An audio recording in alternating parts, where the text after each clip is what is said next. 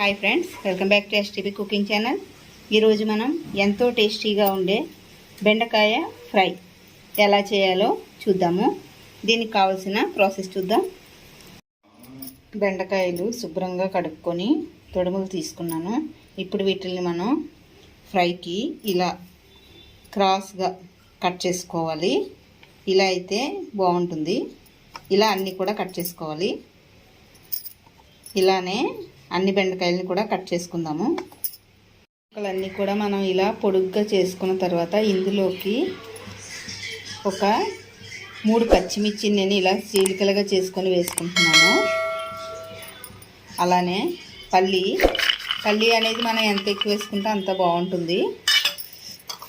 కరివేపాకు, వీటిని మనం విడిగా వేయించుకొని కూడా వేసుకోవచ్చు. ఇలా వేసేసుకున్నా సరే మనకి బెండకాయ అనేది ఫ్రై అయ్యేలోపు ఇవి కూడా వేగిపోతాయి. వీటిని ఒకసారి కలుపుకొని పక్కకు ఉంచుకుందాము.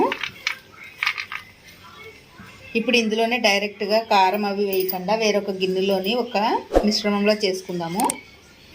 ఇప్పుడు ఒక బౌల్ తీసుకొని అందులోకి కొంచెం వాటర్ని యాడ్ చేసుకొని అందులోకి ఒక 1/2 టీ స్పూన్ వరకు పసుపుని యాడ్ చేసాను. అలానే 1 టేబుల్ స్పూన్ వరకు ధనియాల పొడి, 1½ టేబుల్ స్పూన్ వరకు red chilli powder, 1 table spoon అల్లం వెల్లిగడ్డ పేస్ట్, రుచికి సరిపడినంత సాల్ట్ వేసుకొని ఈ మొత్తాన్ని మంచిగా కలుపుకోవాలి. ఇలా మనం చేసుకొని మనం బెండకాయని కనుక యాడ్ చేసుకొని కలుపుకుంటే ముక్కలన్నిటికి కూడా మంచిగా పడుతుంది. పౌడర్ లాగా మనం పైన వేస్తే కనుక ఒక్కొక్క ముక్కకి పట్టకుండా సప్పగా ఉంటాయి. కలర్ కావాలి అనుకుంటే లైట్గా ఫుడ్ కలర్ని యాడ్ చేసుకోవచ్చు. నేనైతే ఫుడ్ కలర్ని యాడ్ చేయట్లేదు. మనం ఇలా చేసుకుంటే పెళ్ళిళ్ళలో గట్ట పెట్టే బెండకాయ ఫ్రైలా వస్తుంది. ఇప్పుడు ఇందులోకి మనం కట్ చేసి పెట్టుకున్న బెండకాయ ముక్కల్ని యాడ్ చేసుకొని మొత్తాన్ని మంచిగా కలుపుకోవాలి.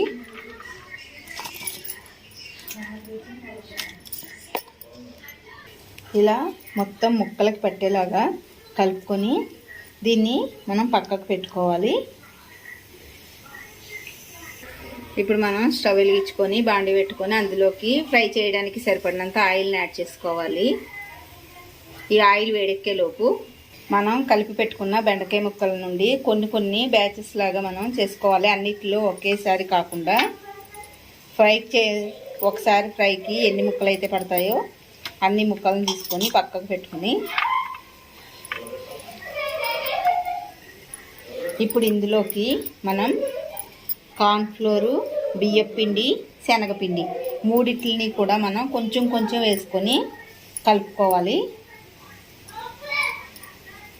ఒకేసారిగా మొత్తం ముక్కల్లో కనుక కలిపినట్లయితే అవి అతుక్కుపోయినట్టు అయిపోయి మనకి ఫ్రై అనేది మంచిగా రాదు. ఇలా కలుపుకొని అప్పటికప్పుడు వేసుకుంటే ఫ్రై అనేది చాలా బాగా వస్తుంది. బియ్యపిండి ప్లేస్లో మీరు కావాలనుకుంటే మైదాని కూడా వాడుకోవచ్చు. నేనైతే బియ్యపిండిని వాడుకుంటున్నాను.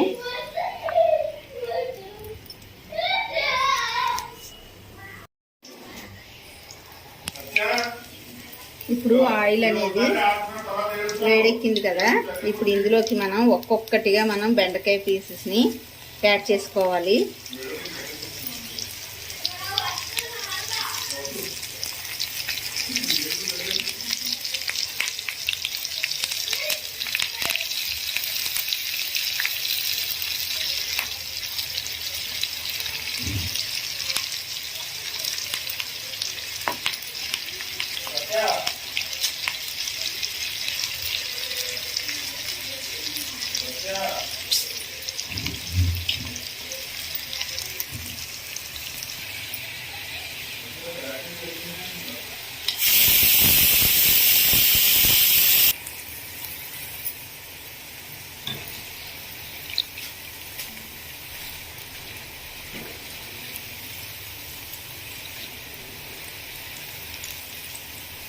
మనం ఫుడ్ కలర్ని యాడ్ చేయలేదు కదా, కాబట్టి మనకి మరీ కలర్ అనేది కనిపించదు. గోల్డెన్ కలర్ వచ్చినాయి అంటే మనం తీసేసుకోవాలి. మరి కలర్ వచ్చేంత వరకు చూద్దాం అనుకుంటే ఇది పీస్ అనేది బ్లాక్గా అయిపోతుంది. టేస్ట్ కూడా ఉండదు. వేగిపోయినాయి కదా, మనకి ఇక్కడ నురగనేది కూడా తగ్గిపోతుంది. మనకి వేగినాయో లేదో అలా కూడా మనకు తెలుస్తుంది. ఇప్పుడు వీటిని మనం వేరొక ప్లేట్లోకి తీసుకొని మిగిలిన బెండకాయ ముక్కలను కూడా ఇలానే చేసుకొని మనం ఫ్రై చేసుకోవాలి.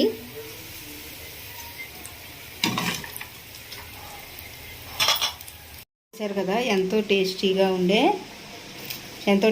ఉండే బెండకాయ పకోడీ అనేది రెడీ అయిపోయింది.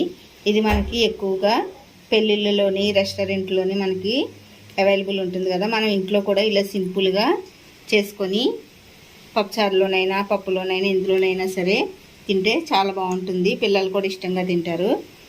మీకు కూడా రెసిపీ నచ్చినట్లయితే లైక్ చేయండి ఫ్రెండ్స్, అలానే షేర్ చేయండి. ఇంకా ఎవరైనా మన ఛానల్ని సబ్స్క్రైబ్ చేసుకోకపోతే చేసుకోండి ఫ్రెండ్స్. Thank you.